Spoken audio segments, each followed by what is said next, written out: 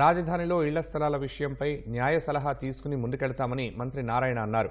ముఖ్యమంత్రి చంద్రబాబు గురువారం అమరావతి ప్రాంతంలో పర్యటించనున్నట్లు తెలిపిన ఆయన ఉండవల్లిలో వైకాపా ప్రభుత్వం కూల్చివేసిన ప్రజావేదిక నుంచే పర్యటన ప్రారంభమవుతుందని వివరించారు.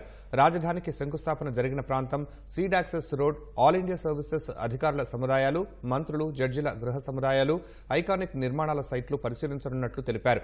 మంత్రివర్గంలో చర్చించిన తరువాత రాజధాని పనుల ప్రారంభంపై నిర్ణయం తీసుకుంటామన్నారు.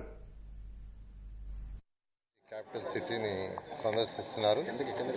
మొదట ఏదైతే ప్రజావేదికని గత ప్రభుత్వం కూల్చేసిందో ఫస్ట్ అక్కడ స్టార్ట్ చేసి కూల్చేసిన ప్రజావేదికని ప్రజల కోసం కట్టిన ప్రజావేదికని ఆ రోజు కూల్చివేయడం జరిగింది నిర్దాక్ష్యంగా.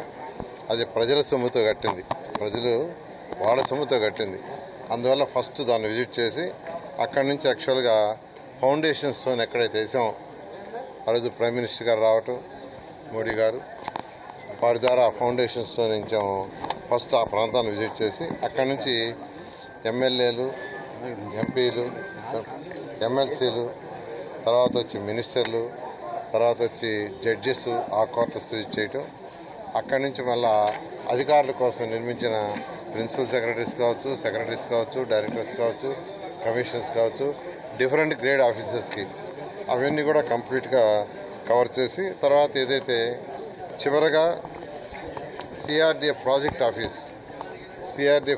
ఆఫీస్ని చివరిగా విజిట్ చేయడం జరుగుతుంది.